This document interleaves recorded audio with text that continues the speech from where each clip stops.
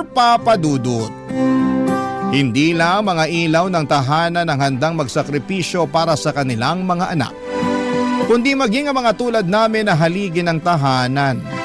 Kaya nga kahit mahirap mapalayo sa pamilya ay tinitiis ko ang lungkot, mabigyan lang na magandang kinabukasan ang aking anak na naiwan sa Pilipinas.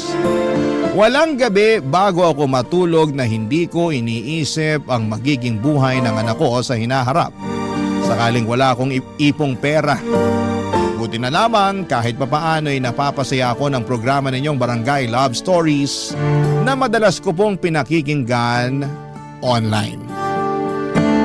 Tapos isang araw ay naisip kong magpadala na lamang ng sulat sa inyong istasyon upang ibahagi ang aking kwento o Papa Dudut.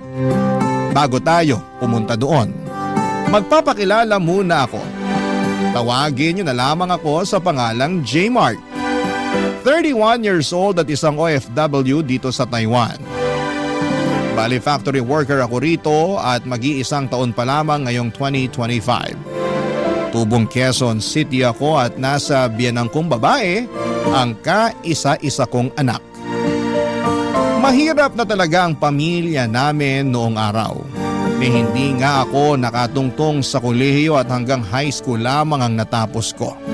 Sa kabila ng lahat, masipag ako at madiskarte sa buhay. Sa katunayan ay marami na akong negosyong pinasok pero lahat ay kulelat dahil nahihirapan akong palaguin ang puhunan ko. Siguro'y dahil wala akong sapat na kaalaman. Na-scam at inuutangan pero hindi binabayaran hanggang sa nakapasok at nagtrabaho na lamang ako bilang janitor. Papadudot bunso ako sa 6 na magkakapatid at lahat ng mga kuya at ate ko ay may sarili na pong pamilya. Pareho na ring patay ang mga magulang namin. Kaya mag-isa na lamang akong namumuhay na mga panahong nakilala ko si Katrina, ang nanay ng anak ko. Sa isang online dating app kami nagkakilala taong 2023.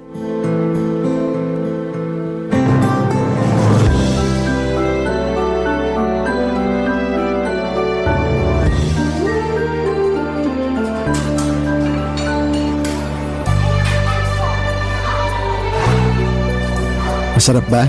Sarap ng ano?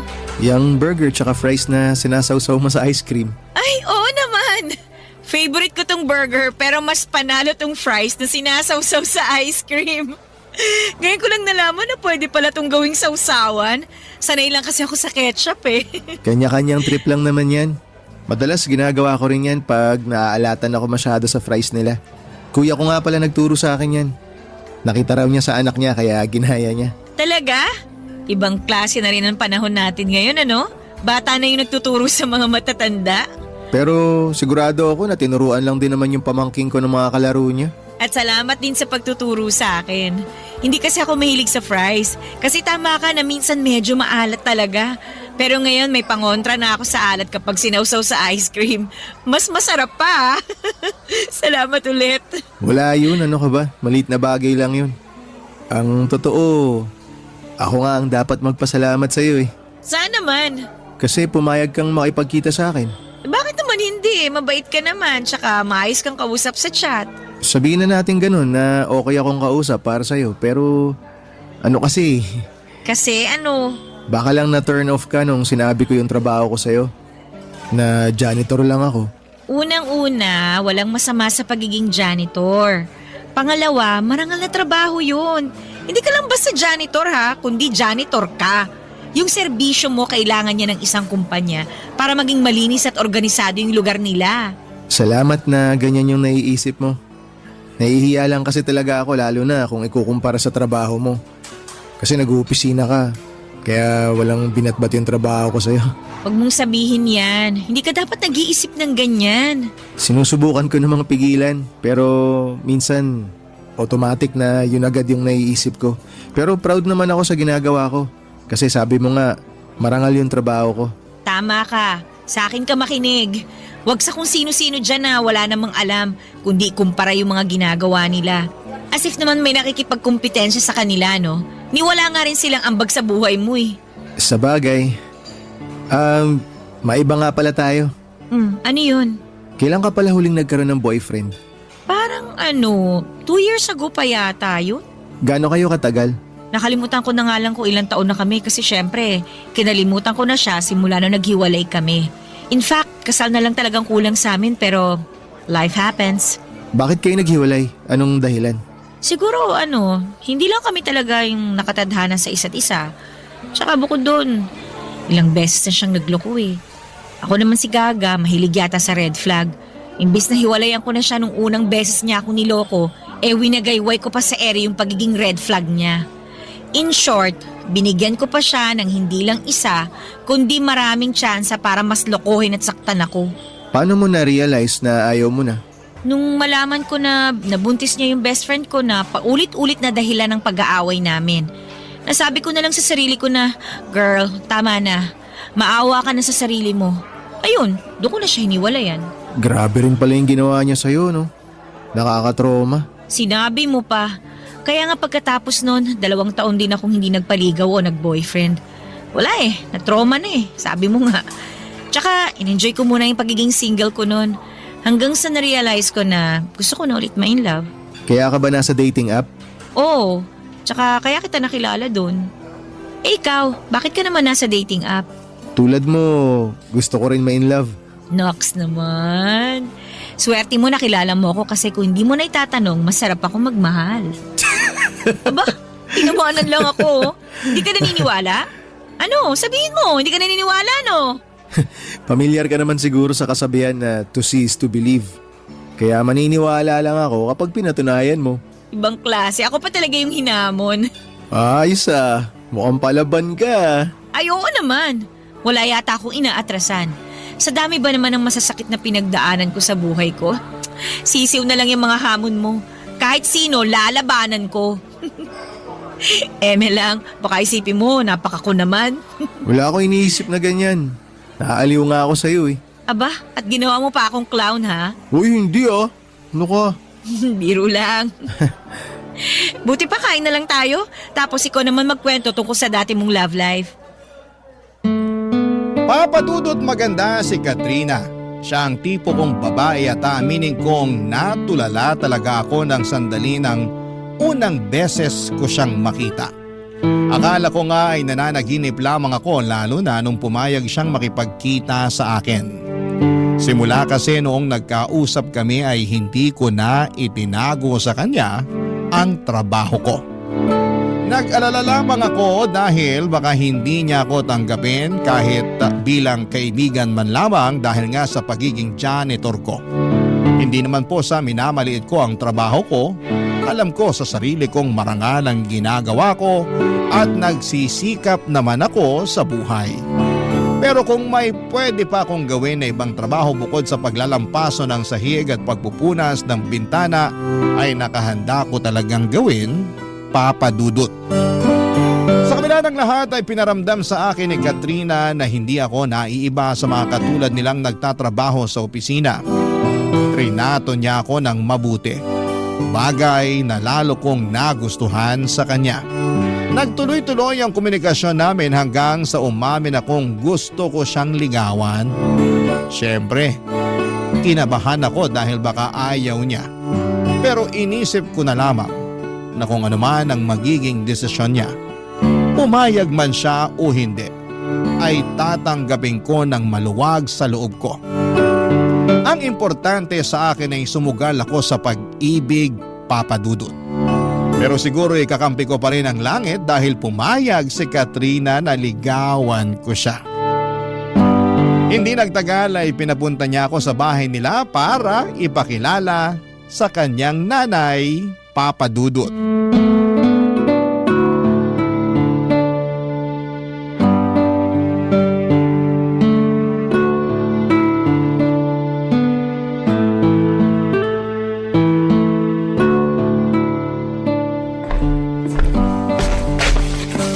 Oh, ito na ang special banana cue ko.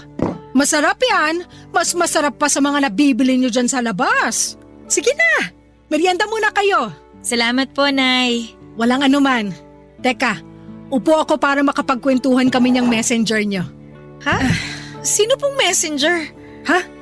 Eh sino pa ba? Di yung kasama mo. Ako po? Ay oo. Ikaw lang naman yung kasama ng anak ko rito sa bahay namin May iba pa ba? May iba pa ba na hindi ko nakikita? Wala na po.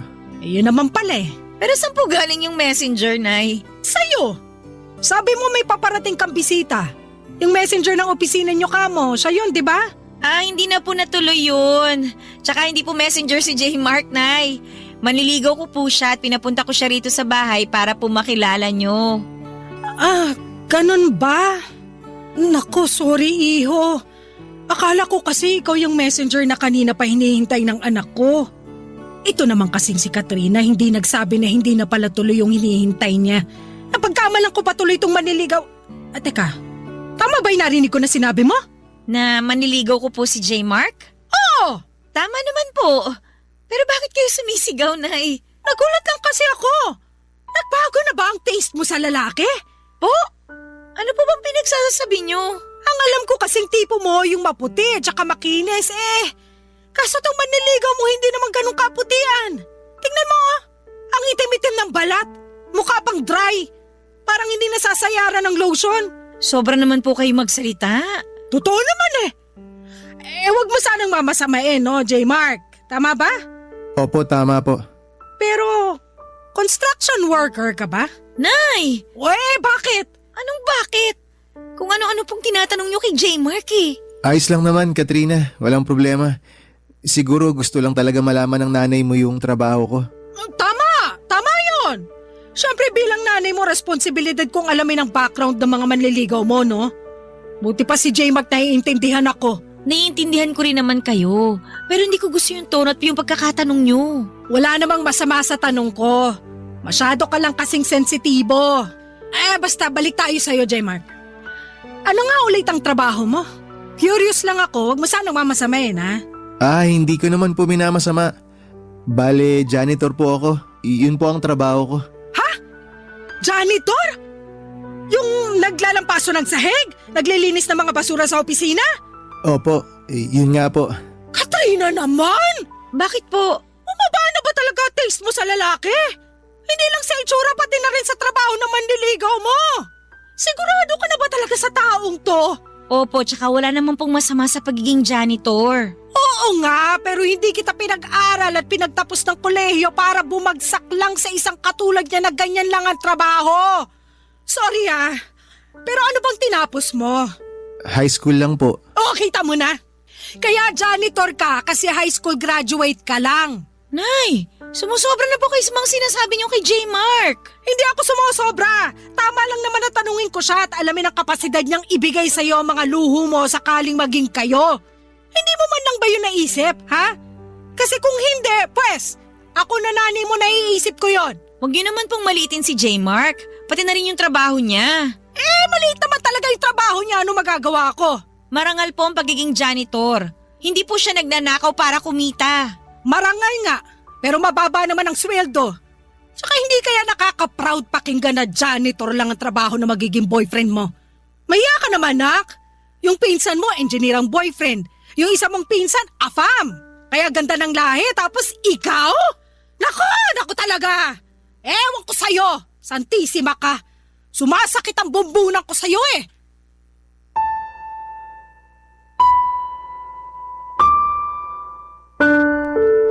Papadudot matagal na simula nang nagka-girlfriend ako. Sa sobrang tagal na nga ay hindi ko na po maaalala. Nahihiya kasi akong makipag-date ng walang panggastos kaya hindi talaga ako pumapasok sa isang relasyon. Kaya nga inabala ko na lamang ang sarili ko sa pagtatrabaho habang nag-iipon. Pero dahil pamahal ng pamahal ang mga bilihin at paminsan-minsan ay nahihingan pa ako ng tulong ng mga kapatid ko ay nababawasan ang ipon ko. Kaya nga aaminin kong pinalaban ako ng husto sa mga sinabi ng nanay ni Katrina tungkol sa trabaho ko. Naisip ko kung kaya ko bang ibigay sa anak niya ang buhay na kinasanayan nito kung sumisweldo lamang ako ng sapat para sa akin. Papadudod para po akong binuhusan ng malamig na tubig ng mga panahong yon. Buti na lamang at nandun si Katrina para saluhin ako at ipagtanggol sa nanay niya. Matapos niyang mapansin ang pananahimik ko pagkatapos ng pag-uusap namin. Barangay Love Stories. Barangay Love Stories. Papadudot pinanghinaan ako ng loob matapos akong pagsalitaan ng masasakit ng nanay ni Katrina. Bagaman nagsorry siya sa mga sinabi ng nanay niya sa akin ay napaisip pa rin po ako kung tama pa mang ipagpatuloy ko ang panliligaw sa kanya. Pero sa huli ay na-realize ko na mahal ko na si Katrina at matagal-tagal na rin simula nang pumasok ako sa isang relasyon. Kaya alam ko sa sarili ko na wala akong hindi kayang gawin para lamang mapatunayan sa nanay niya na karapat-dapat ako para sa kanyang anak. Ipinagpatuloy ko ang panliligaw kay Katrina hanggang sa sinagot na nga niya ako. Hindi nagtagal ay naging kami at makalipas lamang ang 3 buwan ay nabuntis ko na si Katrina. Plano na sana naming bumukod pero nakiusap ang nanay ng girlfriend ko na doon na lamang muna sa bahay nila kami tumira para makapag-ipon ng pera at mabantayan at maalagaan niya ang kanyang anak. Sumang-ayon kami ni Katrina sa kahilingan ng nanay niya. Kahit na alam ko sa sarili ko na makakarinig na naman ako sa nanay niya ng mga masasakit na salita. At hindi nga ako nagkamali doon, papadudot.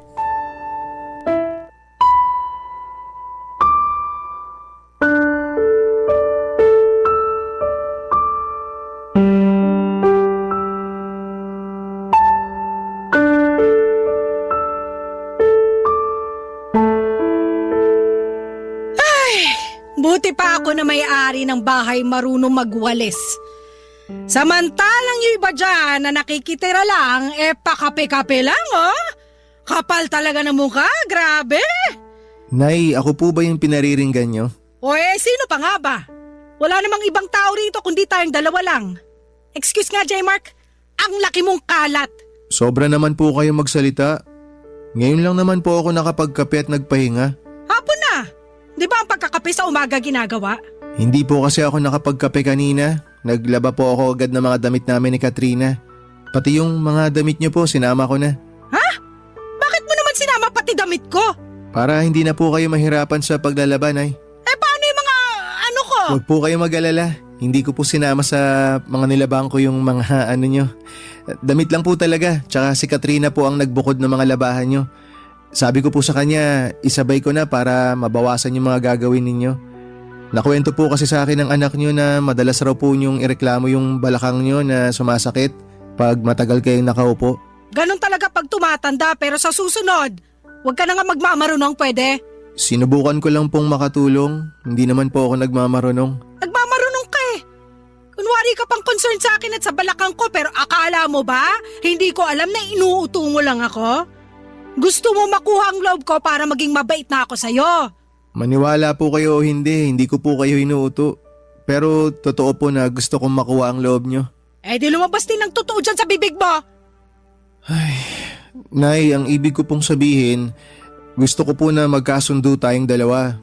Lalo na po ngayon na magkakaroon na po kami ng anak ni Katrina. Tsaka parang hindi po maganda na may galit kayo sa akin. Nakatira po tayo sa iisang bubong. Yun na nga eh.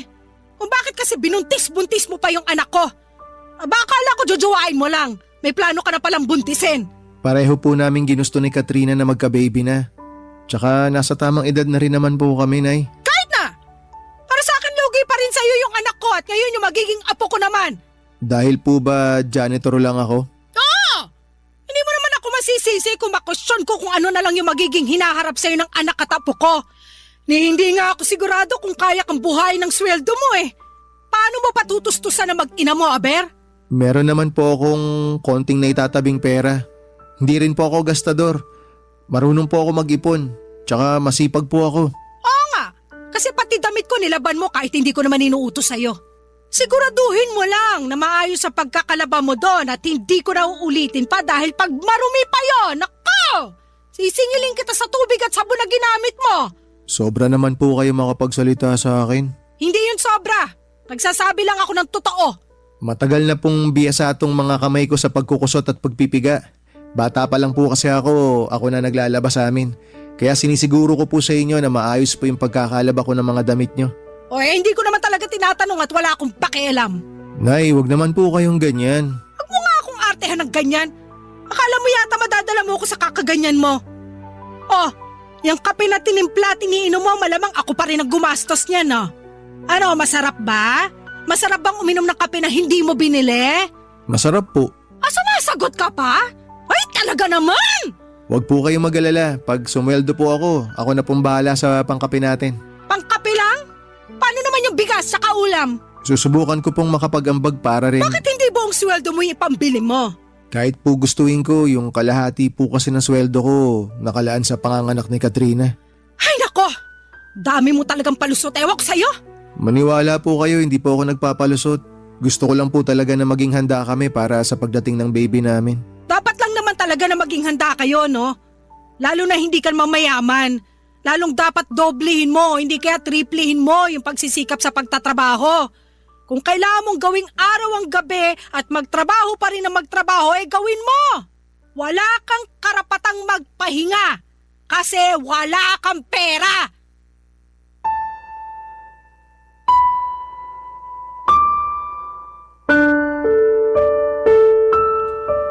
Papadudot, kahit naman lalaki ako ay may damdamin pa rin ako na marunong masaktan.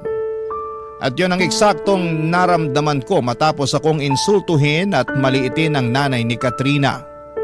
Kahit na gusto ko pang mga tuwiran, alam ko na wala ako sa lugar at baka pagmulan lamang yon ng malaking pagtatalo namin ng nanay ng kinakasama ko. Sa kabila ng lahat, binigyan lamang ako ng dahilan ng nanay ni Katrina upang lalong magsumikap sa buhay. Yun bang tipong hindi lang makontento sa trabaho ko na nagsisimula ng alas 8 ng umaga at natatapos ng alas 5 ng hapon. Doon ako nag-isip-isip ng magkaroon ng extra income at inopen up ko yon kay Katrina, bagay na sinuportahan naman niya. Doon ko nga po naisip na magtinda ng pagkain katulad ng burger at hotdog sandwich sa tapat ng bahay namin tuwing araw ng Sabado at Linggo. Katulong ko rin doon si Katrina na siyang nagsilbing bonding na rin namin. Masaya naman ako dahil nadagdagan ng ipon namin para sa panganganak ni Katrina. At kahit na may inaasahan naman kami na makukuha niya na benepisyo, sa trabaho niya ay iba pa rin yung may pera kaming hawak na pwede naming mahugot sa oras ng pangangailangan.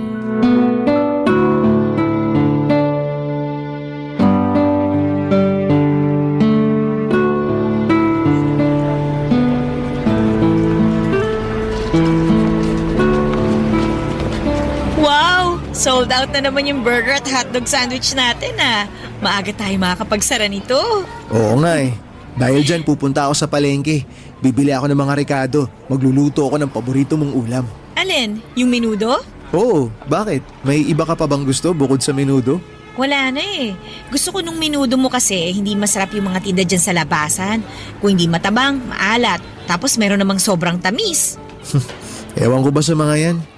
Parang joke time yung pagluluto ng ulam na binibenta nila. Di ba pag nagbebenta ka, dapat sinasarapan mo? Mismo, pero sabi mo nga, ewan natin sa kanila.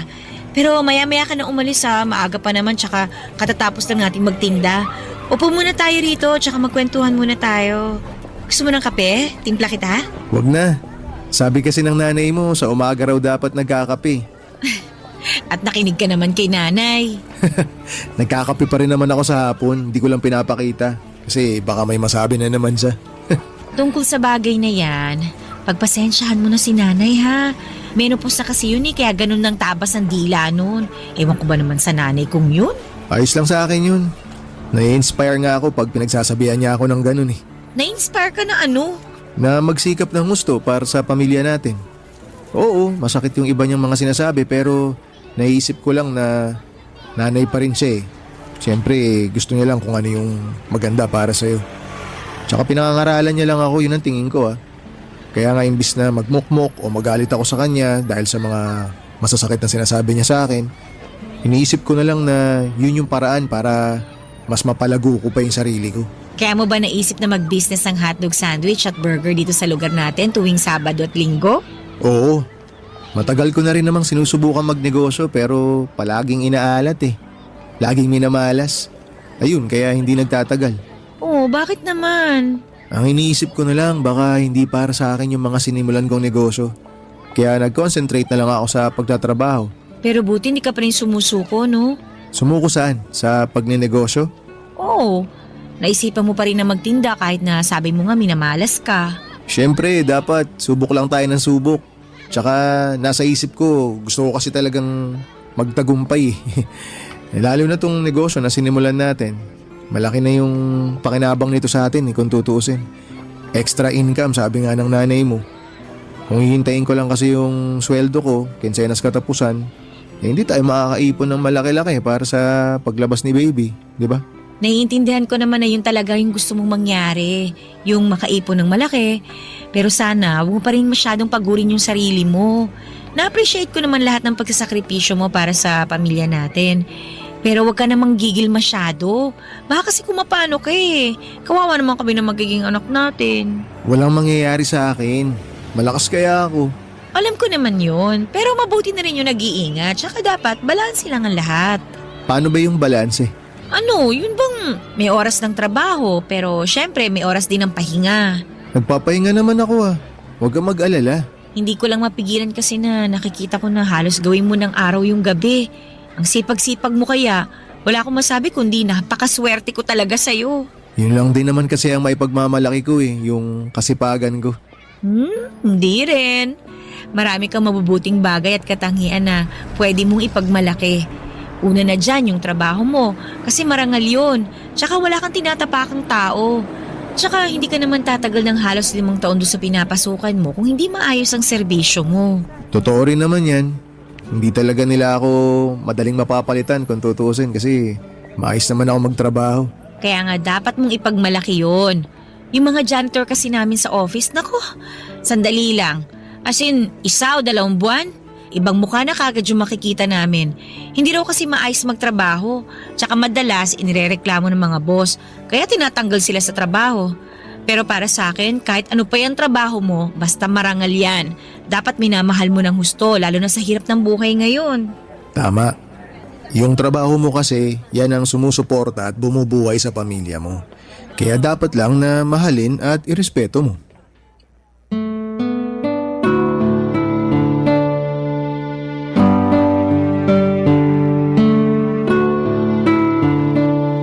Papa Dudut, totoo pala na kahit na hindi ako ang pinakamayamang lalaki sa mundo, ako naman ang pinakamaswerte dahil alam kong suportado ako at mahal ng babaeng pinakamamahal ko. Iba sa pakiramdam. Ang sarap-sarap na tipong kahit nakakapagod ang maghapong trabaho ay mabilis na naiibsan yon ng mga mabubuting salita at papuri sa akin ni Katrina. Simula kasi pagkabata ay hindi ko naranasan sa mga magulang ko ang bagay na yon. Lagi kasi silang nanunumbat at nagagalit.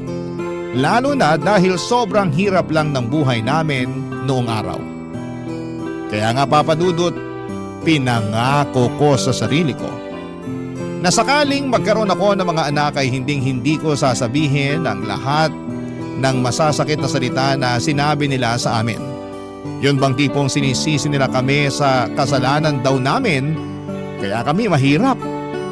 Kaya nga lalo akong magsisikap upang pagdating ng araw Papa Dudut ay maibigay ko sa mga anak namin ni Katrina ang mas Barangay Love Stories. Barangay Love Stories. Papa Dudut, habang ipinagbubuntis ni Katrina ang baby namin ay sinubok kami ng kapalaran. Hindi kasi naging magaan ang pagbubuntis niya. Sa katunayan, noong tumungtong sa 3 hanggang 4 na buwan ang kanyang tiyan, ay ilang beses siyang dinugo at isinugod sa ospital. Kaya takot na takot kami, Papa Dudut, para sa kaligtasan ng anak namin. Doon na kami nag-decide na huminto si Katrina sa pagtatrabaho para mas maalagaan niya ang kanyang pagbubuntis. Siyempre nakarinig na naman ako noon kay nanay na dapat ko raw mas pagsikapan ang pagtatrabaho kasi wala nang hanap buhay ang anak niya.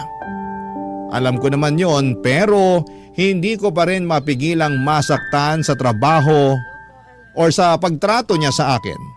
At ma-pressure lalo at mas nadagdagan ang gastusin namin tapos ako na lang mga nagtatrabaho ng mga panahong yon. Pero imbes na panghinaan ng loob ay nagsumikap ako lalo sa buhay. Hindi nagtagal ay pinanganak ni Katrina ang aming anak na lalaki na malusog kahit na kulang pa ito sa buwan o premature papadudot.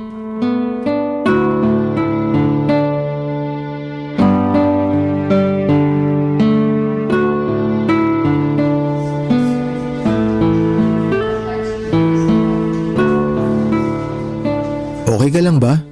Bakit mukha kang malungkot? May nangyari ba? Wala naman. Pero naisip ko lang kung kailan kaya natin may uuwi sa bahay si baby. Sabi ni Doc, mga ilang araw pa raw nilang kailangan obserbahan si baby. Para daw sigurado tayo na walang problema pag inuwi natin siya. Sana lumaban yung anak natin, no? Sa totoo lang, naniniwala ako na lalaban siya para sa atin. Ay, alam mo, naisip ko kasalanan ko kung bakit nagkaganon ang baby natin eh. Bakit mo naman naisip yan? Pakiramdam ko kasi hindi sapat yung pag-aalaga at pag-iingat na ginawa ko. Hindi totoo yan. Nag-resign ka nga sa trabaho para mas maalagaan mo yung pagbubuntis mo di ba? Oo, pero hindi ko kagad ginawa eh. Sana nung una pa lang nag-resign na ako para mas natutukan ko yung pagbubuntis ko. Naniniwala ako na ginawa mo, na ginawa natin lahat ng paraan para mabantayan at maalagaan sa sinapupunan mo si baby. Kaya wag mo nang sisihin yung sarili mo sa nangyari. Tsaka na ipanganak mo naman ng maayos yung baby natin eh. Kailangan lang talaga siyang i-monitor ng mga doktor para masiguro yung kaligtasan niya. Salamat kasi gumaan naman yung loob ko sa sinabi mo. Ay, Bakit parang ikaw naman yata ang nalungkot? masaya naman talaga ako pero medyo nalulungkot lang kasi sinisisi mo yung sarili mo dahil sa nangyari. Huwag ka nang malungkot. Sabi mo nga ginawa ko naman lahat para maalagaan si baby, di ba? Oo, At kasama kita doon kaya hindi ko nasisisihin ang sarili ko. yan ang pinakamagandang isipin. Mas pagtuunan na lang natin ng pansin yung paggaling mo para makalabas na kayo rito ni baby sa ospital. Excited na nga ako umuwi sa bahay eh. Ako rin. Gustong gusto ko na kayong iuwi. Pero pag hindi nangyari yon, ikaw nang bahala sa anak natin ha. Uy, ang pinagsasabi mo dyan? Wala naman. Gusto ko lang mangako ka sa akin na kahit anong mangyari, mawala man ako o ano, hindi mo pa rin pababayaan yung anak natin. Hindi ka mawawala. Bakit ka naman mawawala? Ewan ko. Basta bigla na lang pumasok sa isip ko eh. Hindi ako naniniwala na bigla mo na lang naisip yan. Ano ba talagang problema? Ay, sorry. Ano ka ba? Huwag ka mag-sorry. Ang pinakamaganda na gawin mo, ikalma mo yung isip mo. Tsaka pagtuunan mo ng pansin yung paggaling mo. Mapapanatag lang ako kung mangangako ka sa akin. Mangangako na ano? Naaalagaan mo yung anak natin kahit na anong mangyari. Siyempre kahit naman talaga anong mangyari, aalagaan ko yung baby natin eh. Hinding-hindi ko siya pababayaan. Pati ikaw, hindi rin kita pababayaan. Magsisikap ako ng gusto para maitaguyod ko yung pamilya natin. Salamat, J-Mark ha. O ano, okay na. Nangako na ako ha. Dapat ikaw rin mangako ka sa akin. O ano naman ang ipapangako ko? Na magpapagaling ka. Naaalagaan mo yung sarili mo para lumakas ka. Para sa amin ang anak mo. Kasi marami pa akong pangarap kasama kayo ng baby natin. Hindi ko kakayanin kung may isa sa inyo mawala sa akin. Walang mawawala sa amin, no? Pareho yata kaming warrior ng anak mo. Ikaw ba naman nanay eh? Sigurado warrior talaga yung anak mo. Thank you sa pag-aalaga sa amin ng baby natin. Simula pa lang nung nagkakilala tayo at nalaman nating magkakaanak tayo. Thank you talaga. Mas pinagaan mo yung pagbubuntis ko. Hindi mo kailangan ipagpasalamat sa akin yun kasi masaya ako na alagaan ka. At ngayon, responsibilidad ko na yun bilang padre de pamilya. Kaya asahan mo na gagawin ko ang lahat para maalagaan kayong dalawa ni baby. Pangako yan. Ang swerte-swerte ko talaga sa'yo. Tama talaga yung desisyon ko na tanggapin yung panliligaw mo at sagutin ka. Alam ko na kasi na magiging mabuting tatay ka sa anak natin eh. Salamat at naisip mo yan. Sa totoo lang, matagal ko na rin talagang pangarap maging tatay. At ngayon natupad na. Tinupad mo yung pangarap ko. Tinupad mo rin naman yung pangarap ko na maging nanay sa anak natin kaya salamat talaga. O siya, ituloy na lang natin tong mahabang usapan na to. Basta ang pinakagawin mo, magpagaling ka. Ha? Pagka nakalabas na kayo rito ni baby, kung pwede, pasyal tayo sa beach. Gusto ko yan. Alam ko talaga na gustong gusto mong pumunta sa beach, kaya tutuparin natin yan. Kasama ang baby natin.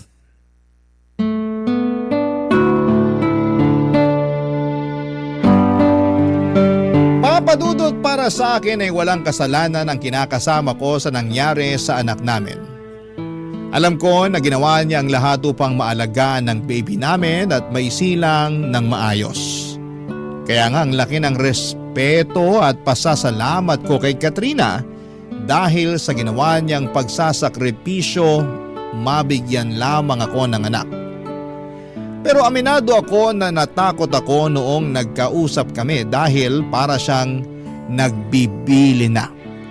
Sa kabila ng lahat ay sinantabi ko ang pangamba ko at nag-focus sa pagsasaayos ng kwarto namin para sa nalalapit na pag-uwi ng mag-ina ko sa bahay. Ganon din ang iba pang papeles at pera na kailangan na pambayad sa ospital. Kaya lang, hindi na nangyari yon. Dahil makalipas lang ang isang araw ay nag-50-50 si Katrina bago siya binawian ng buhay. Papadudot, nagkaroon pala ng komplikasyon ang panganganak niya. At hindi na yon naagapan pa. Papadudot, namatay ang kinakasama ko. Matapos maipanganak ang baby namin. Sobrang sakit, Papadudot. Para akong napilay ng mga panahong yon at pakiramdam ko ay pinagsakluban ako ng langit at lupa. Matapos iwanan na lamang ni Katrina ng basta-basta. Iyak ako ng iyak na para bang gusto ko na ring sumunod sa kanya, Papadudot. Hindi ko akalain na maglalaho ng ganong kabilis ang lahat ng mga pangarap namin. Ang sakit, lalo't plano ko na yayain siyang magpakasal kapag nakarecover na siya sa panganganak. Pero alam ko na hindi na yon mangyayari pa. Ilang araw, Papadudot, pagkatapos ng libing ni Katrina ay mas lalo akong nalugmok dahil sa matinding kalungkutan.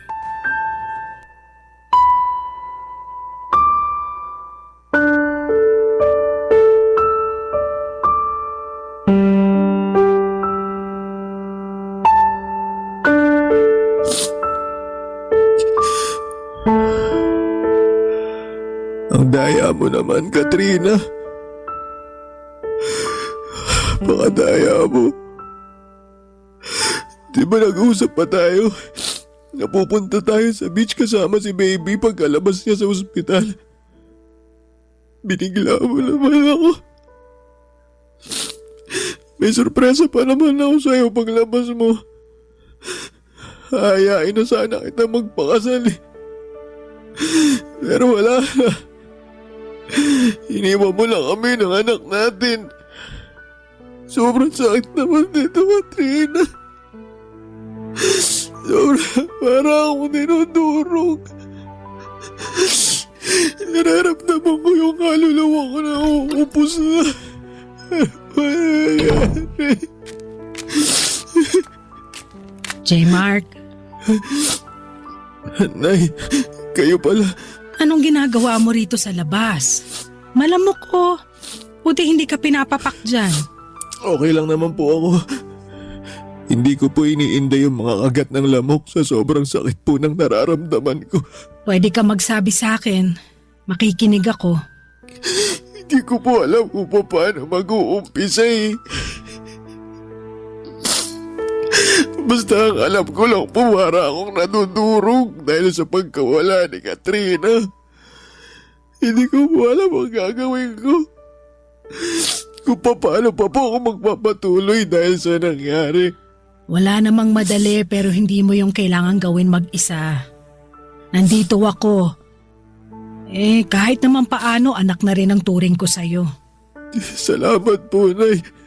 Tungkol doon sa mga hindi natin pagkakaunawaan, wala na sa akin yun. Simula nung namatay ang anak ko, pinagsisihan ko na lahat ng mga kasalanan ko sa'yo. Pati na rin yung mga masasakit na salita na paulit-ulit kong sinabi sa'yo nun.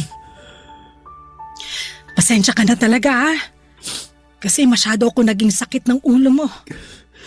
Hindi naman po kayo naging sakit ng ulo ko. Siguro, sakit lang po sa tenga kasi naninigaw po kayo parati. Sobra ka naman. Pero pasensya ka na talaga. Ayos na po sa akin yun. Hindi naman po ako nagtatanim ng galit eh. Hindi po ako nagtanim ng galit sa inyo kasi nanay kayo ni Katrina. Tsaka, kung tutusin, mas lalo po akong na-inspire na magsikap sa pagtatrabaho para mabigyan ng magandang buhay yung mag-ina ko. Na kahit ganito lang ako, hamak na janitor at tindero ng burger at hotdog sandwich, may pagmamalaki nila ako. Alam mo, lagi kang pinagmamalaki sa akin ni Katrina. Wala siyang ibang bukang bibig kundi, Nay, ang galing-galing ni Jmar kasi ganito, ganyan. Na napakasipag mo raw, kulang na lang gawin mong araw ang gabi. Madalas nga lang siyang nag-aalala sa'yo. Kasi parang hindi ka na raw marunong magpahinga. At totoo naman dahil nakikita ko sa'yo yung kasipagan. Kaya nga nahiya talaga ako nun sa sarili ko dahil kung ano-anong masasakit na salita ang sinabi ko sa'yo. Hindi lang pagkatao mo ang hinamak ko kundi pati na rin ang trabaho mo. Siguro kasi masyado lang akong nag-alala para sa anak ko. Kaya lang maling-mali pa rin na pinanghimasukan ko yung buhay niya dahil pareho na rin kayo na nasa tamang edad. Huwag niyo na pong isipin yun. Napatawad ko na po kayo tsaka marami rin naman po ako natutunan sa inyo. Salamat, Nak. Hayaan mo, babawi ako sa'yo, sa inyo ng anak mo. Hindi ko kayo pababayaan hanggang nabubuhay ako. Tsaka nangako rin ako kay Katrina. Naaalalayan ko kayo ng apo ko sa abot ng makakaya ko. Salamat po, Nay. Malaking bagay po sa akin na nandiyan kayo kasi aminado ko na. Wala po talaga akong alam sa pagiging tatay. Hindi nga po ako masyado marunong magpalit ng diaper ng baby namin. Mali-mali po ako sa pagtitimpla ng gatas. Tsaka marami pa po akong kinatatakutang gawin kasi baka masaktan ko po si baby. Kaya nga nandito ako. Ako na muna ang bahala sa apo ko habang nagtatrabaho ka. At kapag day off mo naman, edi tuturuan kita para merong ka ring alam. Sa ganung paraan man lang makabawi ako sa'yo. Maraming salamat po talaga kasi kahit wala na si Katrina, hindi niyo pa rin po kami pinabayaan ng anak namin. Oo naman. Pamilya tayo eh. Tsaka baka pag ginawa ko yun, gabaan ako ng langit sa pagiging masamang lola. Ayoko mapunta sa impyerno pag namatay ako. Ano ba kayo, Nay? Hindi pa kayo mamamatay. Huwag niyo pong sabihin yan. Siyempre hindi pa. Masamang damo yata ako. Nay, maraming salamat po ulit ha. Walang anuman. O siya, baka gusto mo nang pumasok kasi masyado ng maraming lamok dito. Kanina pa ako kinakagat eh. Ay, sige po. Pasok na po tayo. Baka biglang magising si baby tapos wala ako sa tabi niya. Yun nga rin ang naisip ko. Kaya tara na sa loob.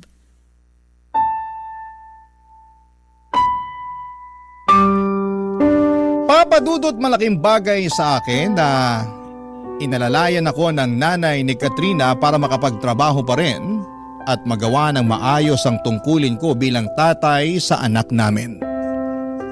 Kung ako lang kasi ay baka mahirapan ako lalo na at kailangan din ako ng baby namin. Mga ilang buwan ko rin na inaral ng gusto lahat ng turo sa akin ni nanay mula sa pagpapadede kay baby, pagpapalit ng diaper, pagpapaligo hanggang sa pagpapadighay. At isa lamang ang masasabi ko. Lahat yon ay hindi madali.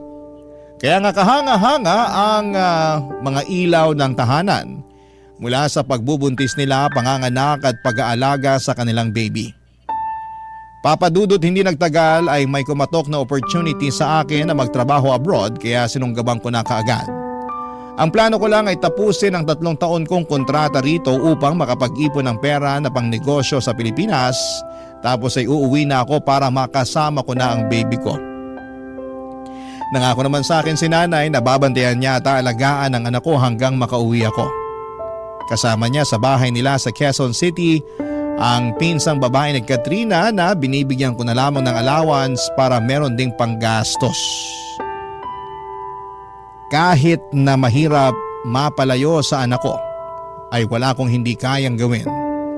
Mabigyan ko lamang siya ng magandang buhay sa hinaharap. Nasa bawat patak ng aking pawis at luha dito sa ibang bansa ay inspirasyon ko siya. At dala-dala ko sa puso ko ang pangako sa nanay niya na aalagaan siya at itataguyod hanggang sa aking huling hininga.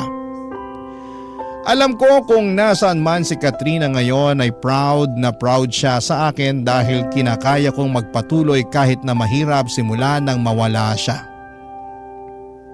Hanggang dito na lamang po ang sulat ko, Papa Dudut. Maraming salamat sakaling mapili po ninyong i-ere ang istorya ng buhay ko.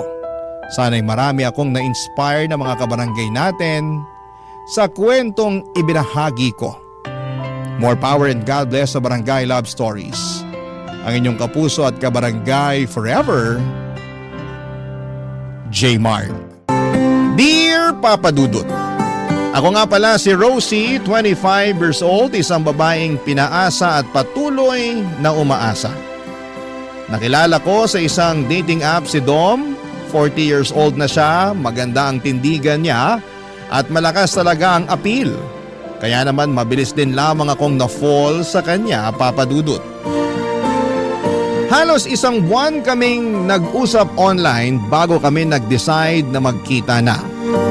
Pinaghandaan ko yon, Papa Dudut. Bumili ako ng magandang damit at sapatos.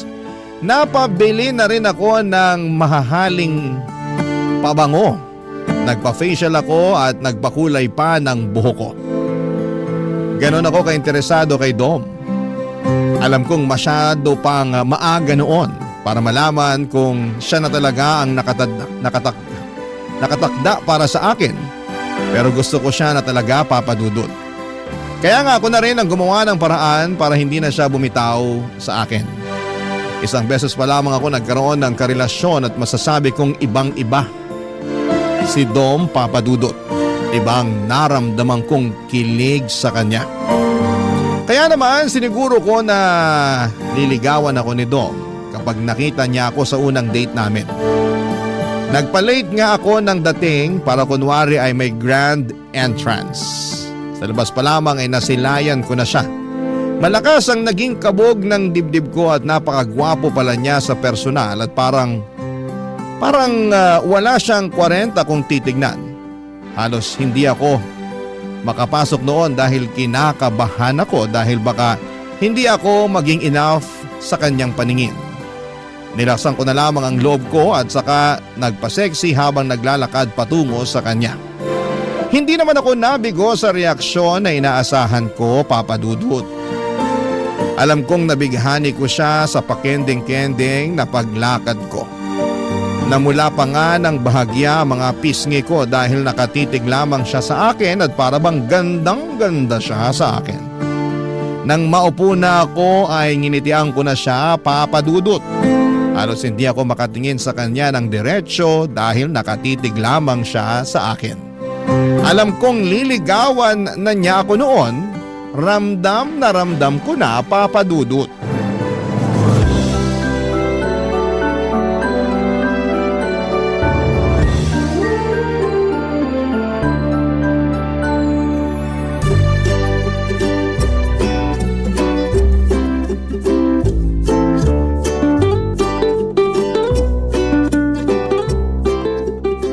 Tumal ngayon ah.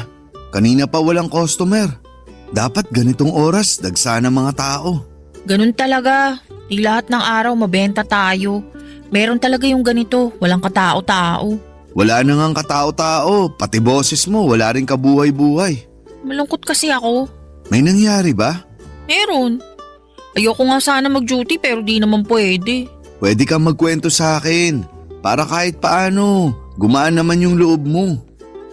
Ay, di niya na kasi ako kinakausap eh. Ha? Sino? Sino pa ba?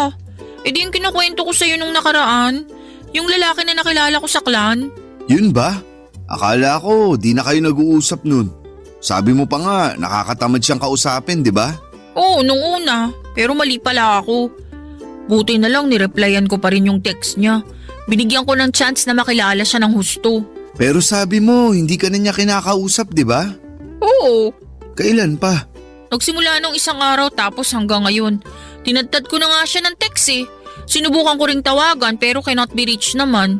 Hindi ko naman alam kung anong rason kasi okay naman kami tuwing nag-uusap kami. Yung totoo, in love na nga ata ako sa kanya eh. Patay tayo dyan.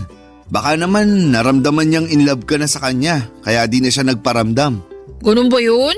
Minsan, oo. Siya kaya yung una nagsabi sa akin na gusto niya ako. Tapos sabi ko di pa ako ready ulit makipagrelasyon kasi nga kakabreak ko pa lang si ex-boyfriend ko. Nakwento ko yun sa'yo ah. Oo, iyak ka pa nga ng iyak sa akin nun.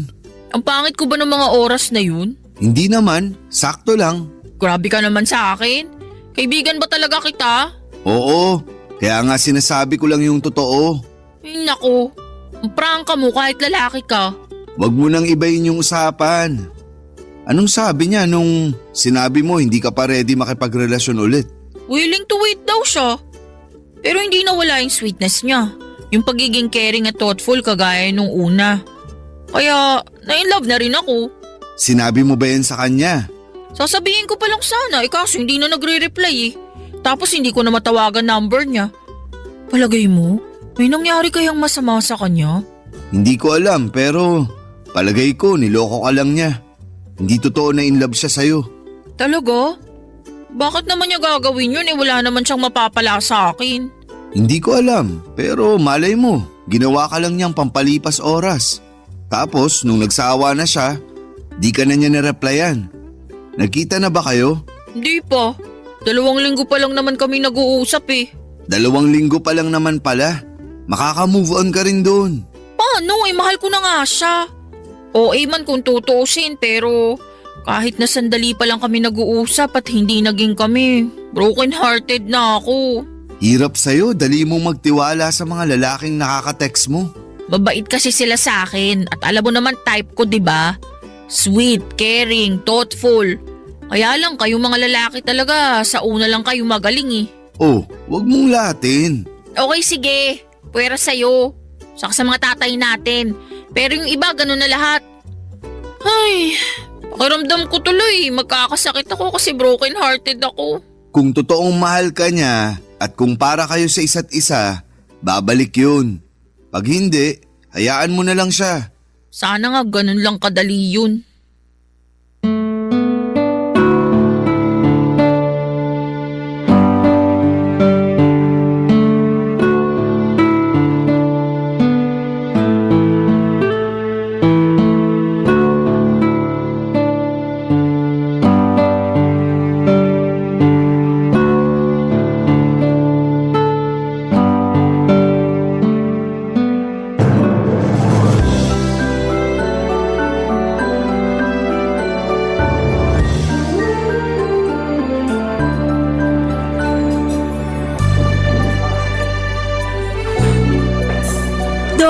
Pwede bang wag ka nang tumitig sa akin?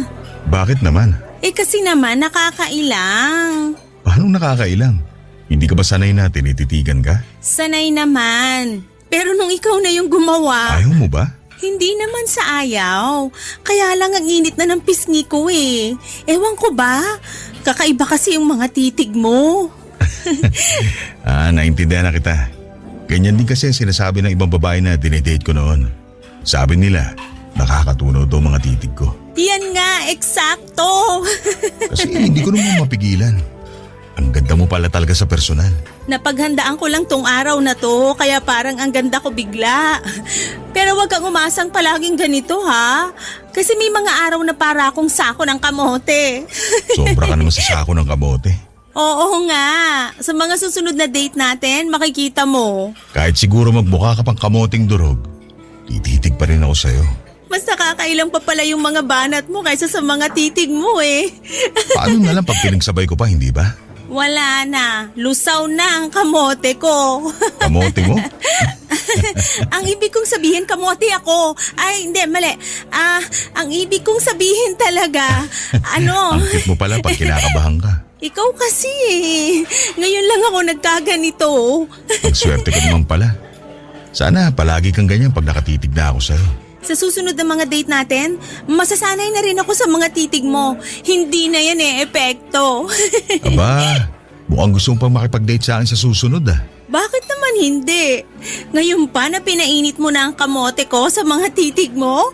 Komportable ka na rin magbiro tungkol sa kamote mo. Bakit ba puro kamote ang usapan? Ano bang gusto mong pag-usapan? Gusto kong pag-usapan ko ng relationship status mo. Madali lang yan. Single na single ako. Ako rin. Parehas tayo. Meron ka pa bang ibang gustong malaman sa akin bago tayo umorder? Dali na habang hindi pa ako gutom. Kailan mo naman ako liligawan? Ang bilis mo naman tanungin yan ha. Mukhang matagal mo nang pinagplano na itanong sa akin yan no. Hindi naman. Kaya lang gusto ko lang malaman syempre para alam ko kung saan ako lulugar. Lumugar ka lang dyan sa harapan ko para matitigan pa kita. Hindi pa ako sawa sa ganda mo eh. Uy, umiiwas sa tanong ko. Alam mo, mabuti pa umorder na tayo. Bigla akong ginutom sa kagandahan mo. Sige, order na tayo. Pero kapag busog ka na, sasagot ka na ha. Tignan natin kung mabubusog ako ng pagkain dito. Kapag hindi, sa susunod ka na bumawi ng tanong. Okay, hindi naman ako nagmamadali. Willing to wait ako palagi sa pagkain at sa'yo na rin.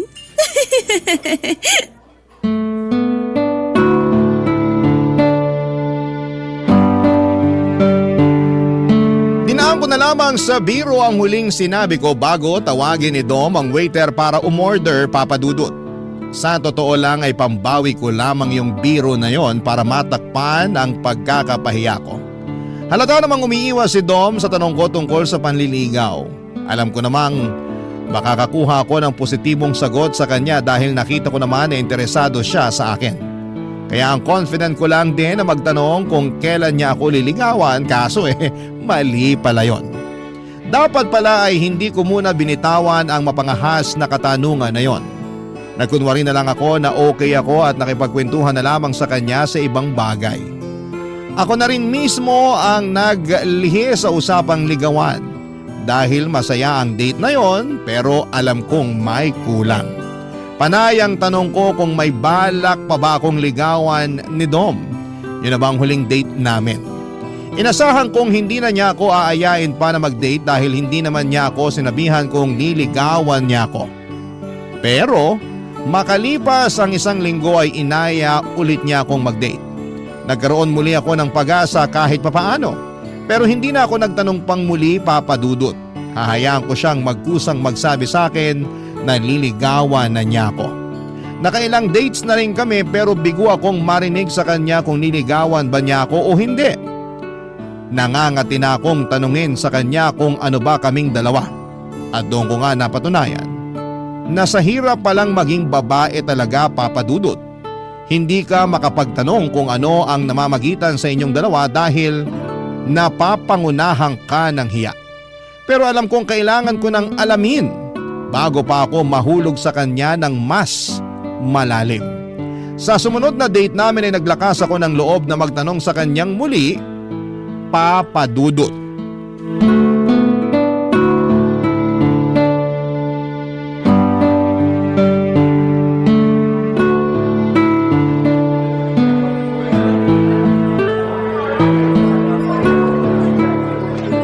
Ayos dito sa napili mong coffee shop ah. Hindi masyadong maraming tao. Para magkarinigan tayo ng maayos. Sa mga napuntahan kasi natin dati, ang ingay masyado. Sumakit lang lalamunan ko kakasigaw para lang magkarinigan tayo. Pasensya na. Mahina akong pumili ng lugar kapag nakikipag-date. Hayaan mo, sa susunod na date natin, ako na talaga ang mamimili. Tinawanan lang talaga ako. Order na tayo ng kape? Parang kailangan ko ng mga simsikmura ako. Teka, bago tayo magpaasim ng sikmura, may gusto lang sana akong itanong. Ano yun? Ang tagal ko na kasing gustong itanong to sa'yo, kaya lang nauuna lagi yung hiya ko. Uutang ka ba? Hindi Mukha na ba talaga akong gipit sa paningin mo? Biro lang. Ang seryoso mo kasi. Seryoso nga kasi itong sasabihin ko. Ngayon pa lang parang gusto ko ng mga sim sa kaba ng sikmura ako. Dom, seryoso nga. Ano na bang nangyayari sa atin? Ay, hindi kita maintindihan. Panay ang labas natin. Pero hindi klaro sa akin kung saan ang punta nito. Anong sinasabi mo? Talaga bang wala kang alam sa mga sinasabi ko? Linawin mo kasi. May pag-asa bang maging tayo? Liligawan mo na ba ako? Kailan? Uy, ang dami mo naman tanong. Di ba dapat isa lang? Sige. Tayo na ba? Hindi pa naman kita nililigawan. Paano magiging tayo, hindi ba? Kaya nga ang susunod na tanong, kailan mo ako liligawan? Uy, dapat isang tanong lang. Huwag kang madaya.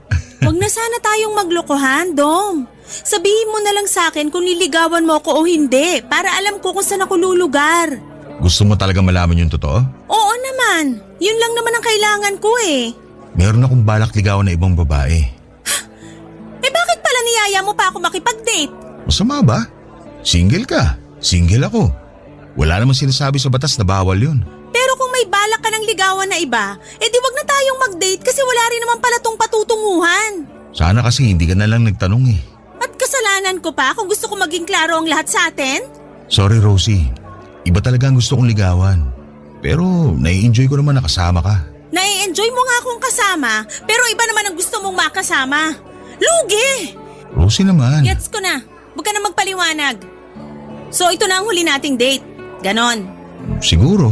Hindi siguro. Siguradong oo. Ikaw bahala. Ikaw naman nagdesisyon yan. Parang ako pa ang mali rito Ikaw na nga to nagpaasa sa akin tapos parang ikaw pa tong lugi? Hindi kita pinaasa. Hindi ako makapaniwala sa mga sinabi ni Dom, Papa Dudut. Gusto pa niya akong baliktarin. Nainis ako at hindi na sumagot sa huling sinabi niya. Hindi raw niya ako pinapaasa? Ganon ba siya kasama?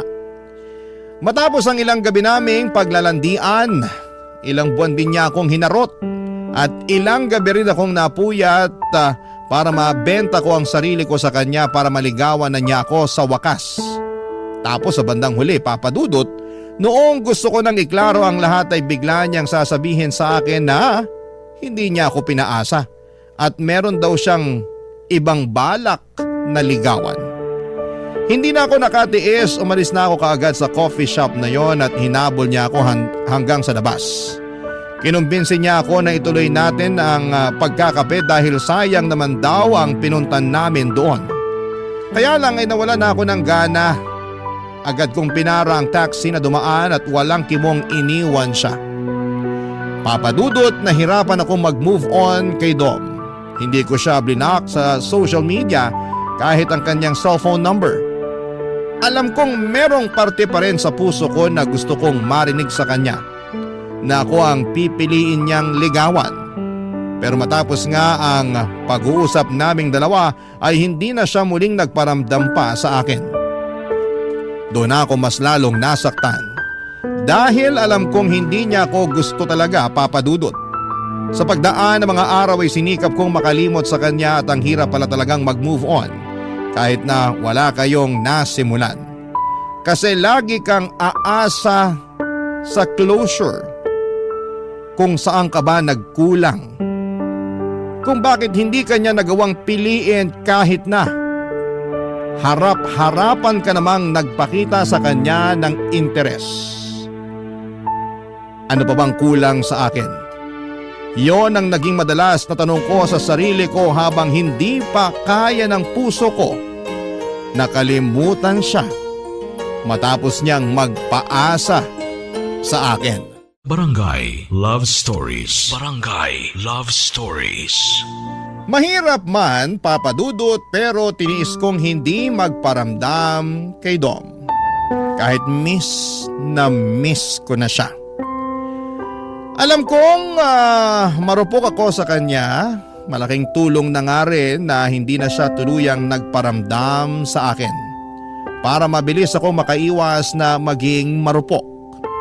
Sa pagdaan pa ng mga araw ay may mga sumubok na manligaw sa akin. Hinayaan ko naman sila na patunayan ang mga sarili nila. Pero parang may kulang, Papa Dudut.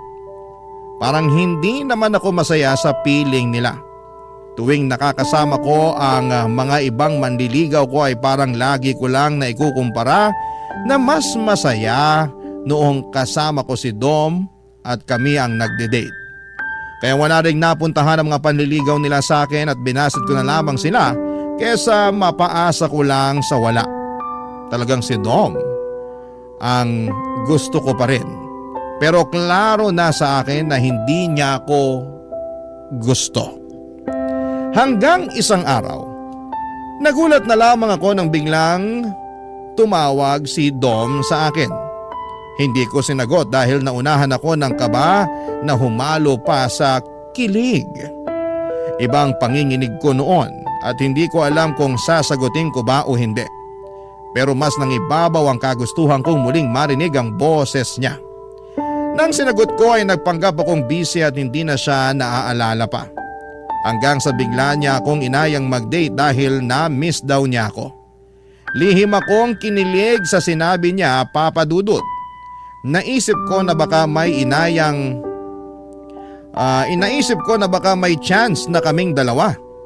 Kaya nung inaya niya akong mag-date ay hindi ako agad nakatanggi. Nag-date muli kami sa coffee shop kung saan kami naudlot. Baka naman sa pagkakataong yun ay matuloy na maayos ang coffee date naming dalawa, Papa Dudut.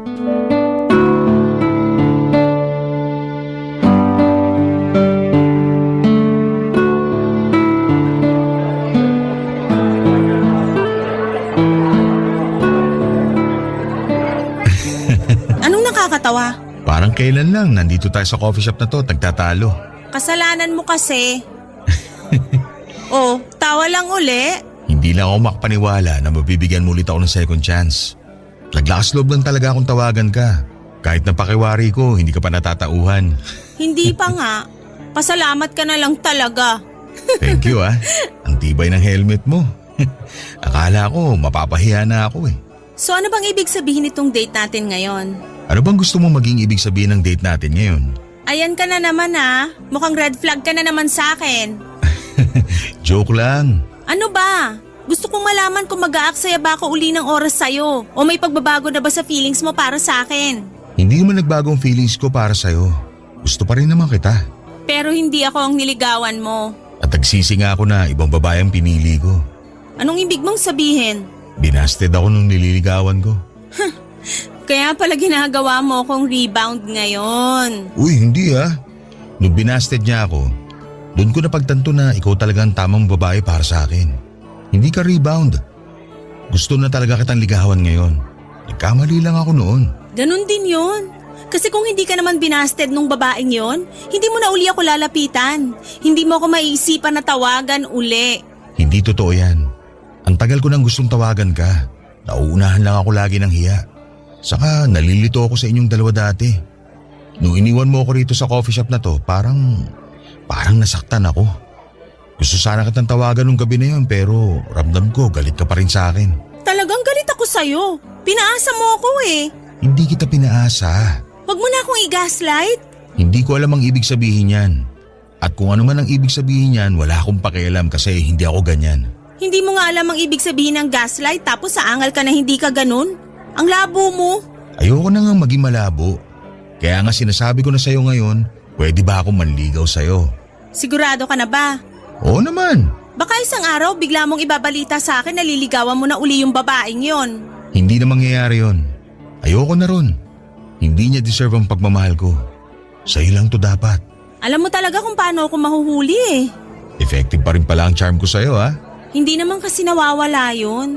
Eh di, pahay ka namang paligaw sa akin. Paano kung pahirapan ko yung panliligaw mo sa akin para makaganti lang ako sa pagpapaasa mo nun? Hindi kita pinaasa. Paulit-ulit na lang. Pinaasa mo nga ako. Huwag mo nang i-deny. Oo na lang para matigil ka na. Ayoko mag-away tayo. Sabihin mo na sa akin, ano na? Pwede na ba ako manligaw talaga? Oo nga. Basta wala nang bawian ha? Ang tanga ko naman kung iiwan pa kita. Natauhan na ako. Sure? Sure ako. Ikaw na talaga ang gusto ko. Kahit pahirapan mo pa ako sa panliligaw sa'yo. Bigyan mo na ako ng second chance, please. Hindi ka magsisisi. Promise. Bala ko pa sanang itago ang kilig pero hindi ko na kinaya. Napakagatlabi na lamang ako sa sobrang kilig habang nakatitig sa mga mata ni Dom. Sa wakas, may part 2 na ang love story namin. Talagang kailangan lang sigurong maligaw ni Dom sa ibang babae para mahanap niya ang daan pabalik sa akin. Nawala tuloy ang galit ko sa kanya. Natunaw lahat ng inis ko sa kanya lalo na noong hinawakan niya ang kamay ko at saka hinalikan. Pagkatapos noon ay humiling siya na kung pwedeng makahalik sa aking pisngi. Pinayagan ko naman siya at pagkatapos noon ay nagkusa akong halikan ang kanyang mga labi. Parang nag-init ang pakiramdam ko nang mahalikan ko siya. Ramdam kong ganun din siya. Hindi na nga kami naka-order ng kape dahil inaya niya akong magkape na lamang sa bahay niya. Agad naman akong pumayag, Papa Dudut. Mas gusto ko roon para masolo namin ang isa't isa. May nangyari na nga sa aming dalawa. Kahit sabihin pang parang nagmadali akong ibigay sa kanya ang pagkababae ko, ay wala po akong pakialam, Papa Dudut. Lalo't nakikita ko naman sa kanya na interesado na siya sa akin. Panay ang labas namin, lagi kaming magkahawak kamay, panay pa nga ang regalo niya sa akin ng bulaklak at tsokolate. Lagi rin niya akong binibilahan ng maliliit na teddy bear kapag sahod niya. Ramdam na ramdam ko talaga na seryoso na siya sa akin. At hindi ako nagsisisi na binigyan ko siya ng second chance para matuloy ang naudlot naming pagtitinginan. Hanggang isang araw, bigla na lang siyang nagka-cancel ng mga date namin. Nalimitahan na rin ang pag-uusap namin at parang lagi siyang nagmamadali, Papa Dudut. Hindi na rin niya ako binibigyan kahit ng isang peraso ng tsokolate kahit sahod niya. Isang araw, nilahad niya sa akin ang dahilan sa parehong coffee shop kung saan kami madalas na magligawan, Papa Dudut.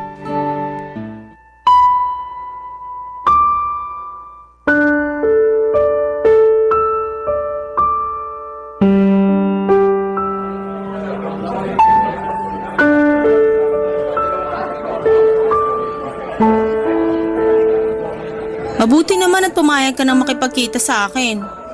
Nakakatampo ka na ah. Pasensya ka na talaga, Rosie. Okay ka lang ba? Oo naman. Okay pa ba tayo? Oo. Bakit biglang nabulol? Nabigla lang ako sa tanong mo. Ako nga tong nabibigla sa mga reaksyon mo eh. May problema ba tayo? Wala naman. Naging busy lang talaga ako. Dati ka pa naman busy, pero nagagawa mo pa rin akong pansinin. Ngayon parang wala na ako sa'yo eh. Kung hindi pa ako magagalit sa chat, hindi ka pa magre-reply sa akin. Hindi ko naman kasi madalas hawak ang cellphone ko ngayon. Ang dami mong dahilan. Sumasagot lang kasi ako sa tanong mo. Alam kong may problema, kahit ilang beses ka pang mag-deny sa akin. Wala nga. Dom, please. Huwag mo naman akong hayaan na mag-overthink lagi.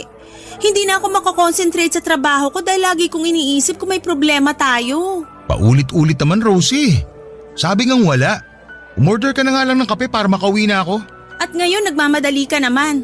Ilang linggo ka nang hindi nakikipagkita tapos ngayon parang gusto mo na ako agad itaboy? Hindi kita tinataboy. Ayoko lang gabihin sa daan kasi matraffic ngayon. Biyernes pa naman. Kailan ba hindi naging matraffic sa Manila? Ayusin mo naman yung dahilan mo. Ano ba gusto mong marinig sa akin ha? Nakakairita na eh. Yung totoo. Ano Dom? Ayaw mo na ba sa akin? May gusto ka na bang ligawan na iba? Wala akong ibang gustong ligawan. Pero paano ko? Itutuloy mo pa rin ba yung panliligaw sa akin? Ay, nako. Bumuntong hininga pa talaga. Ayaw mo nang manligaw sa akin? Nahihirapan ka na bang mapasagot ako? Kasi kung naiinip ka na, pwede na kitang sagutin ngayon. Hindi mo kailangan gawin. Mabuti na lang din at nabanggit mo yan kasi parang gusto ko munang ihinto panliligaw ko sa'yo. Ano? Parang hindi pa itong tamang oras para manligaw ako. Mabuti na lang talaga at hindi mo pa ako sinagot. Baka kasi gusto mo nang manligaw sa iba. Katulad ng ginawa mo sa akin noon. Hindi ganun ang sitwasyon ngayon. Naisip ko lang na hindi ko pa kaya na magkaroon ng karelasyon. Bakit biglang nagbago ang desisyon mo? Imposibleng walang third party to. Ang lala naman ang pagdududa mo sa akin.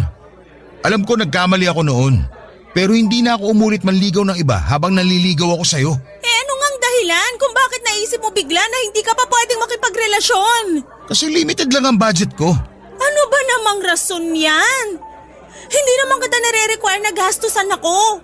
Pwede namang manligaw kahit wala ng tsokolate, teddy bear o bulaklak. Sapat na sa akin yung magkape lang tayo at magkasama. Kahit nga kape medyo tagilid eh. Kailangan ko mag-ipon kasi bala kong bumili ng bahay at lupa sa probinsya namin. Para may matira naman ng mga magulang ko. Kung ganun, susuportahan naman kita dyan. Pwedeng pansamantala, ako muna ang gagastos sa mga date natin. Wala kang ilalabas kahit ano. Kahit sa bahay mo lang tayo mag-date palagi para hindi ka na mamasahe palabas. Ako nang bahala. Wala pa naman ako masyadong responsibilidad sa pamilya ko kaya okay pa na ikaw muna ang pagkagastusan ko. Hindi mo kailangan gawin yan. Mag-ipon ka rin para sa'yo. Huwag mo akong gayahin. Tignan mo ako. 40 na pero wala pa rin ipon. Tapos ngayon parang huli na saka naman ako nagkukumahog para magkaroon ng pera. Rosie, marami pang iba dyan. Makakahanap ka pa ng ibang lalaki na paninindigan ka. Ano pa bang laban ko kung tinapos na niya, Papa Dudut? Kung ayaw na niya. Napatahimik na lamang ako at hindi ko na alam kung tatayo na ba ako para umalis ng walang paalam. Hindi naman ako makaiyak dahil nahiya akong ipakita yon sa kanya. Ayokong makita niya na mahina ako dahil lang sa pag-iwan niya sa akin. Hinawakan niya ang kamay ko at sinabing gusto niya talaga ako pero kailangan niyang gumawa ng sakripisyo para sa pamilya niya. Pinilit ko siyang unawain dahil pamilya naman niya yon. Masakit lang kasi na sa ikalawang pagkakataon ay pinili niyang bitawan ako para sa iba. Para matakpan ng sakit, umorder na lamang ako ng kape para sa aming dalawa. Sinabi kong libre ko na para tulong na rin sa kanya. Hindi naman siya pumalag, Papa Dudut. Iyon ang huling kape naming dalawa.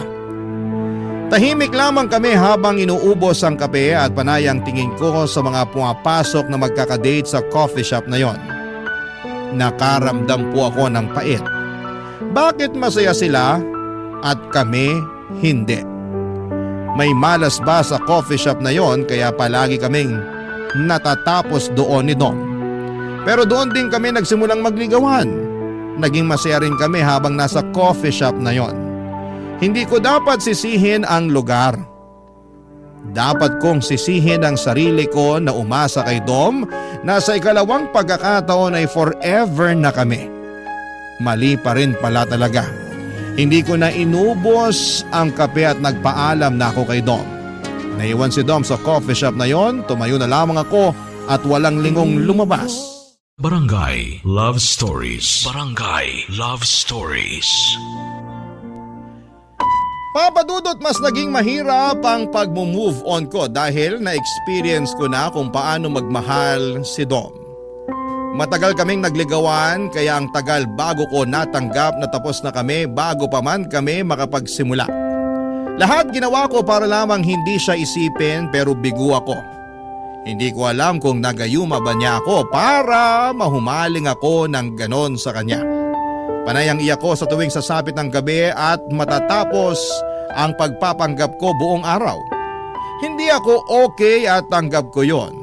Panayang dasal ko na sana'y matapos na lahat ng nararamdaman ko para kay Dom. Pero natagalan bago ako sumapit doon. Ilang buwan na ang lumipas pero hindi pa rin ako handa at ang puso ko nakalimutan siya, Papa Dudut. Alam kong siya pa rin pero wala na akong magagawa kundi tuluyan na siyang bitawan. Sa pagdaan pa ng mga araw, medyo gumaan naman kahit papaano ang nararamdaman ko. Unti-unting nawawala na yung sakit. Nakakayanan ko na rin sa wakas at nabawasan na ang mga gabing umiiyak ako. May mga araw na rin na nakakalimot na ako sa pangalan niya. Masaya na ako kahit papaano, kahit yon pa lang ang inaabot ko sa pag-move on ko sa kanya. Hanggang isang araw noong handa na ang puso kong talikuran siya ay saka naman siya biglang nagparamdam sa akin. Kakagising ko lamang isang umaga ng linggo nang matadtad ang cellphone ko ng maraming text mula kay Dom. Puro pag-amin na nami-miss na raw niya ako at hindi niya kayang mawala ako sa buhay niya. Papadudot. Aminadong nakaramdam ako ng saya at kilig pero ano ba ang plano niya? Nireplyan ko siya at tinanong kung kumusta siya. Wala siyang ibang naging sagot kung hindi gusto niya akong makita. Doon muli sa coffee shop kung saan kami natapos. Nagsimula at natapos muli. Ano na kaya ang susunod para sa aming dalawa, Papa Dudut?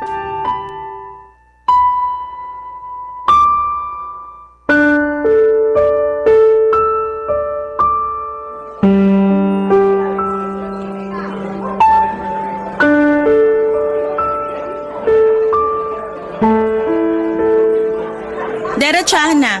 Bakit bigla mong tatadtarin ng mga text yung cellphone ko? Masama ba? Masama talaga. Tinapos mo na tayo, di ba? Dapat hindi ka na nagpaparamdam pa. Oo, pero… Pero gusto mo uli akong paasahin. May third eye ka ba? Kasi parang ramdam mo ko eh. Ramdam mo kung kailan kaya ko nang bumitiw sa'yo. Saka ka biglang lalapit para testingin uli ako. Hindi totoo yan. Namiss lang talaga kita. Sinungaling. Totoo yun. Kung alam mo lang kung gaano kahirap sa akin na masanay na wala ka na ulit sa akin. Ang hirap. Huwag mo nga akong daanin sa drama. Kung nadaan mo ako sa ganyan dati, ibahin mo ngayon kasi kaya ko na. Kaya ko nang bitawan ka. Kung totoo yan, bakit nandito ka ngayon? Bakit parang nakakapit ka pa rin sa ating dalawa? Kasi, curious ako. Curious o gusto mo pa rin ako? Curious. Yun lang talaga. Hindi ako naniniwala. Kita ko sa mga mata mo na namiss mo rin ako. At masaya kang nakita ako ngayon. Ang kapal din naman ang mukha mo. Kinakapalan ko na talaga ang mukha ko para lang maamin sa'yo ang totoo. Namiss kita, Rosie. Ang hirap pala na wala ka sa buhay ko. At bakit ngayon lang yan? Ilang buwan mo akong hinayaan?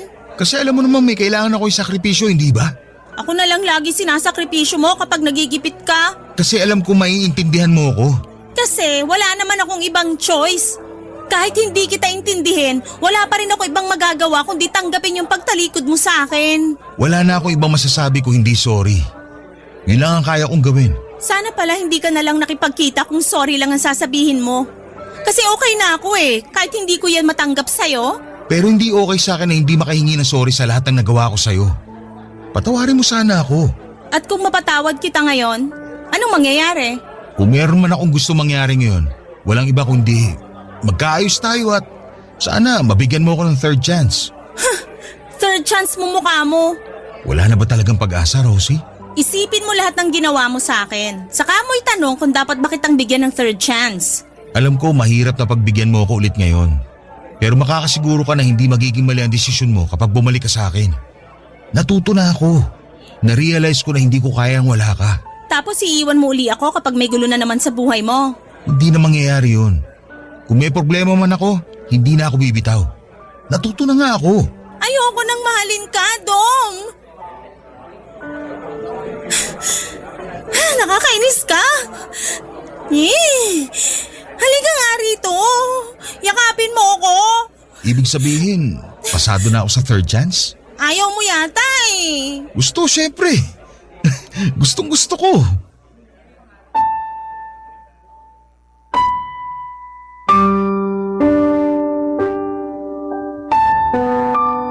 Napaiyak na lamang ako nang lapitan ako ni Dom para iyakapin. Nagpalakpakan ang mga tao sa paligid namin at akala ata nila ay nag-propose si Dom sa akin. Hindi naman namin sila kinorek dahil masyado kaming masaya noon, Papa Dudut. Yung manager nga sa coffee shop ay nag-offer ng libreng 2 tol Amerikano para sa aming dalawa. Masaya daw sila na doon namin piniling i-celebrate ang panibagong milestone sa buhay namin. Kahit papaano ay gumaan ang pakiramdam ko at naisip kong tama lang na bumalik ako kay Dom. Parang sign yun ng Diyos na nasa tamang tao ako dahil lahat ng tao sa paligid namin ay masaya para sa amin. In-enjoy namin ang libreng kape at nang maubos namin yon ay inaya niya akong pumunta na sa bahay niya para maglambingan. Muli na namang may nangyari sa amin, Papa Dudut. Namiss namin ang isa't isa at ramdam ko yon sa bawat hawak sa akin ni Dom. Dinoble ni Dom ang pagbawi niya sa mga pagkukulang nito sa akin. Naramdaman ko na parang muling may nagbabago na sa kanya. Kahit may mga problema siyang pinagdaraanan ay sinisigurado niyang hindi na niya ako basta-bastang bibitawan. Talagang nagbago na siya. Minahal ko na siya at hindi ko na pinatagal pa ang panliligaw niya. Sinagot ko na siya at naging opisyal na kaming dalawa at naging okay na ang mga sumunod na buwan sa aming dalawa. Plano na nga niyang pakasalan ako sa susunod na taon, Papa Dudut, basta makaipon. Mahal na mahal ko na talaga siya at ginawa ko ang lahat para lamang manghinayang siyang iwanan ako kung sakali man. Wala na akong ibang lalaking gustong makasama kundi siya lamang, Papa Dudut. Ilang beses akong nagdarasal sa buong araw para lamang magpasalamat dahil binalik niya sa akin si Dom. At nang sumapit nga ang 3rd monthsary namin, inaya ko siyang mag-date muli sa coffee shop na paborito namin, kung saan nagsimula ang lahat, Papa Dudut.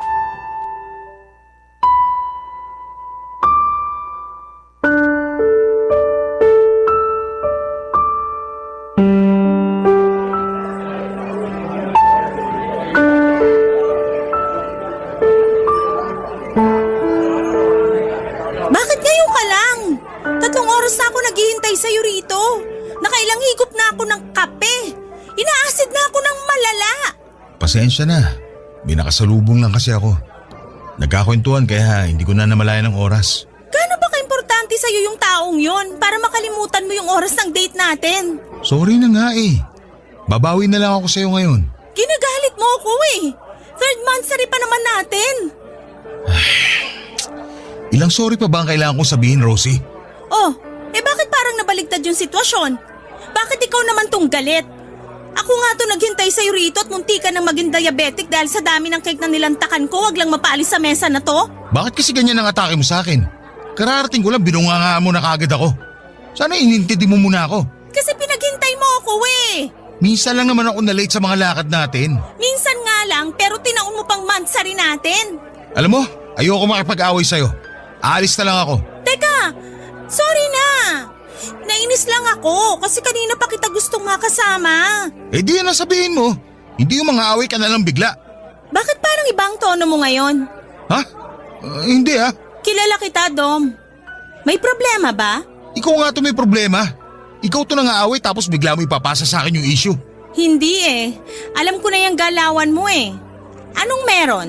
Sige, maging tamang hinala ka na naman. Alam mo, mabuti pa. Maghiwalay na lang tayo. Dom? Sino ang nakamit mo kanina? Bakit? Ayokong maging tamang hinala. Pero hindi ka naman kasi ganyan dati.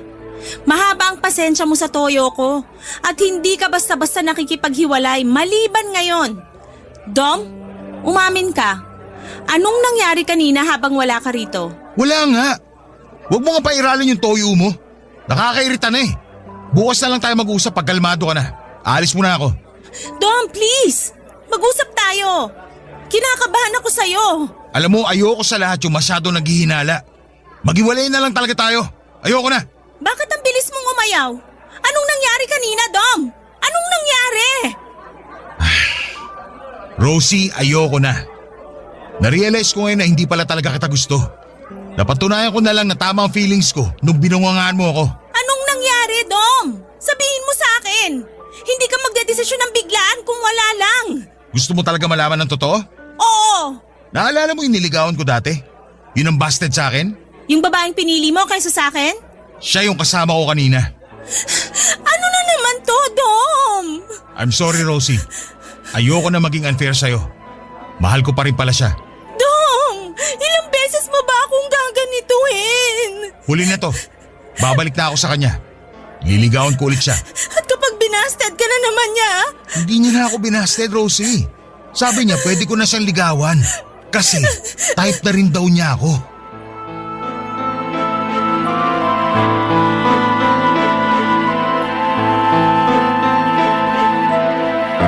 Para akong tanga na napatitig lamang sa masayang mukha ni Dom. Ganon lang ba yon, Papa Dudut? Kapag naisipan niyang bumalik sa iba, ako naman ang bibitawan niya at ako naman ang kawawa. Ako na naman ang sinakripisyo niya. Aalis, babalik, aalis, babalik, aalis, at hindi na magbabalik. Ang pangit ng pattern naming dalawa, aminin kong parte ako ng kasalanan kung bakit siya umaabuso ng ganon sa akin. Dahil alam niyang patay na patay ako sa kanya at kahit na anong mangyari ay babalikan ko siya. Kapag naisipan niyang kumatok ulit, pero hindi na sa pagkakataong yon. Ayoko na. Hindi na tama. Wala akong ibang naramdaman kundi galit ng mga oras na yon. Kinuha ko ang kapeng nasa mesa, tumayo ako at sakay binuhos yon sa ulo niya. Pasalamat siya at malamig na ang kape at nang hinayang ako na sana ay pinainit ko muna yon bago ko ibinuhos sa kanya, makaganti lamang. Nagpalakpakan ng mga tao na nakarinig ng usapan namin. Sa unang pagkakataon ay nagkaroon ako ng lakas ng loob na magpatuloy na lumabas na sa coffee shop na yon at sa buhay ni Dom. Hindi na ako muling naging marupok sa kanya kahit noong isang beses na muli siyang humingi ng chance dahil nalaman niyang pinaasa lang pala siya ng babaeng yon. Napangisi na lamang ako at least ay naramdaman niya ang nararamdaman ko sa mga pagpapaasa niya sa akin noon. Hindi ko na siya nireplyan at tuluyan ko na siyang blinak sa lahat ng social media niya at cellphone number na rin. Natanggap ko ng ganun talaga siya at tinanggal ko na siya sa sarili ko sa katoksikan niya. Sa ngayon ay masayang-masaya ako na natauhan na sa wakas sa paghabol ko sa maling pagmamahal at maling tao. Natagalan lang bago ako makarating doon pero ang pinaka-importante ay nagawa ko naman, Papa Dudut, at hindi na ako uulit pa. Maraming salamat po, Papa Dudut, sa pagbasa ng aking liham. Tagahanga talaga ako ng inyong #1 radio station at #1 radio show sa Barangay Love Stories sa Barangay LS 97.1. Ang inyong forever kapuso at kabarangay, Rosie.